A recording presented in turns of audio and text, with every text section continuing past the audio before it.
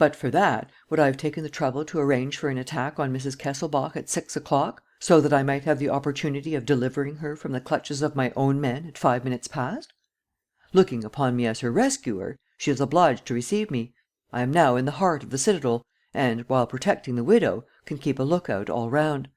Ah, you see, the sort of life which I lead does not permit me to lounge about and waste my time on little questions of politeness and such outside matters. I have to go straight to the point, violently, brutally, dramatically." She looked at him in dismay and gasped: "I see. It's all lies about the attack.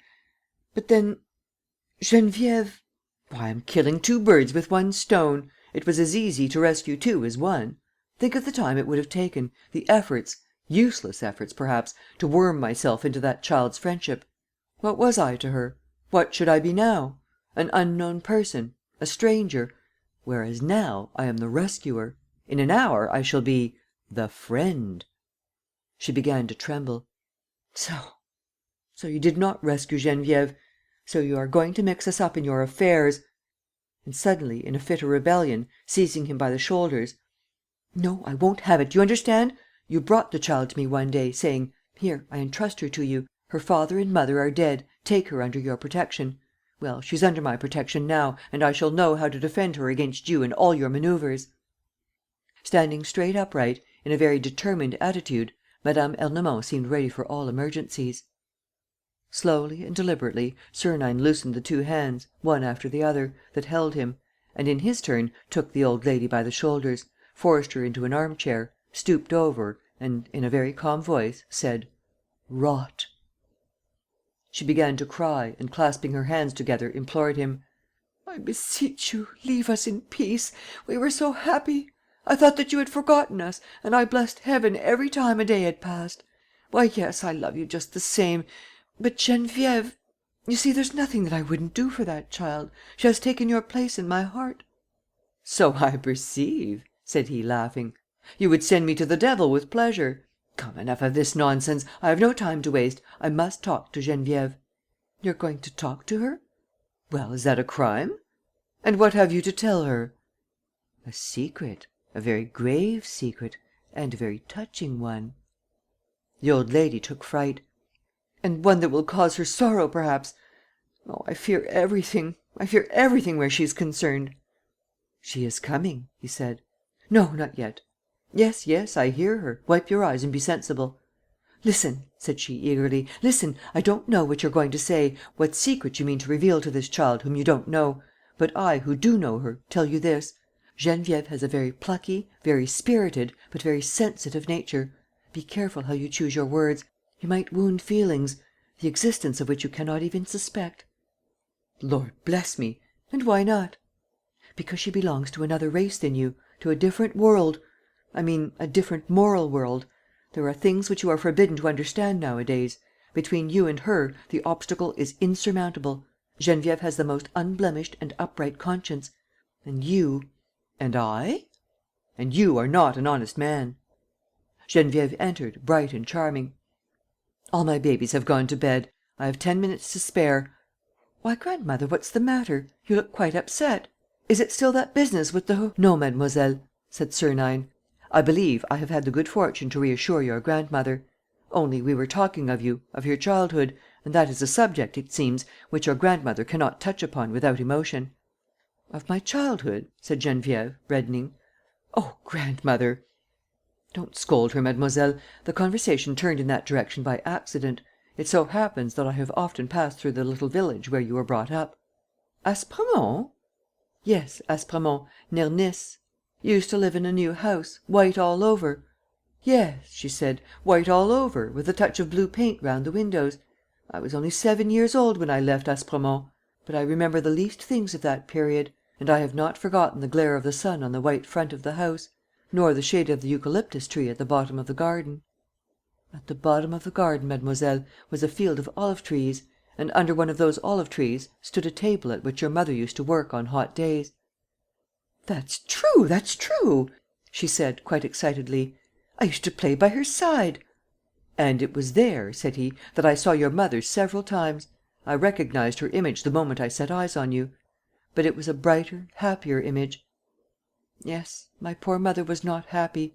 My father died on the very day of my birth, and nothing was ever able to console her. She used to cry a great deal. I still possess a little handkerchief with which I used to dry her tears at that time. A little handkerchief with a pink pattern." "What!" she exclaimed, seized with surprise.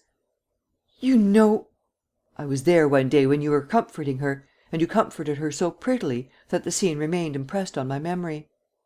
She gave him a penetrating glance and murmured, almost to herself: "Yes, yes, I seem to...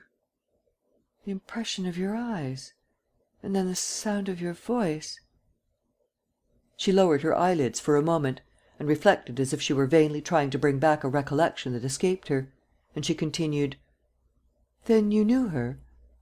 "I had some friends living near Aspremont and used to meet her at their house. The last time I saw her, she seemed to me sadder still, paler. And when I came back again...." "It was all over, was it not?" said Geneviève. "Yes, she went very quickly, in a few weeks, and I was left alone, with neighbours who sat up with her. And one morning they took her away. And on the evening of that day some one came, while I was asleep, and lifted me up and wrapped me in blankets." "A man?" asked the prince. "Yes, a man. He talked to me, quite low, very gently. His voice did me good. And as he carried me down the road and also in the carriage, during the night, he rocked me in his arms and told me stories, in the same voice, in the same voice." She broke off gradually and looked at him again, more sharply than before and with a more obvious effort to seize the fleeting impression that passed over her at moments. He asked: "And then? Where did he take you?" "I can't recollect clearly.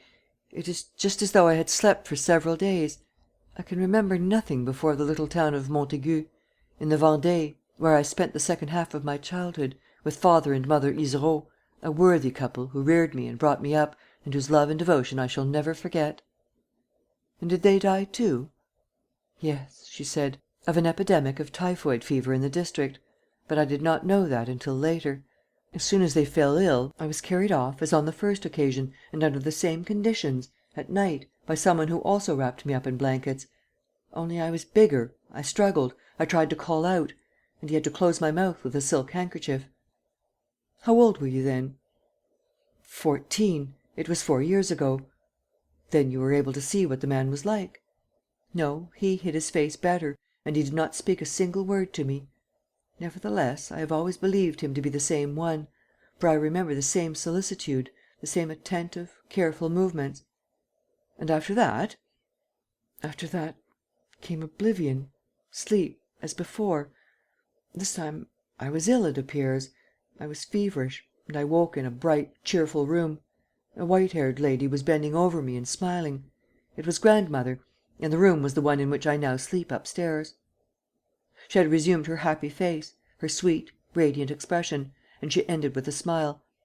"That was how she became my grandmother and how, after a few trials, the little Aspremont girl now knows the delights of a peaceful life and teaches grammar and arithmetic to little girls who are either naughty or lazy, but who are all fond of her." She spoke cheerfully, in a tone at once thoughtful and gay; and it was obvious that she possessed a reasonable, well-balanced mind. Sernine listened to her with growing surprise and without trying to conceal his agitation. "Have you never heard speak of that man since?" he asked. "Never." "And would you be glad to see him again?" "Oh, very glad!" "Well, then, mademoiselle?" Geneviève gave a start. "You know something ... the truth, perhaps?" "No, no. Only...." He rose and walked up and down the room. From time to time, his eyes fell upon Geneviève; and it looked as though he were on the point of giving a more precise answer to the question which she had put to him. Would he speak? Mme. Ernemont awaited with anguish the revelation of the secret upon which the girl's future peace might depend. He sat down beside Geneviève, appeared to hesitate, and said at last: "No, no. Just now, an idea occurred to me, a recollection." "A recollection? And...." "I was mistaken. Your story contained certain details that misled me." "Are you sure?" He hesitated and then declared: "Absolutely sure." "Ah," said she, greatly disappointed, "I had half guessed ... that man whom I saw twice ... that you knew him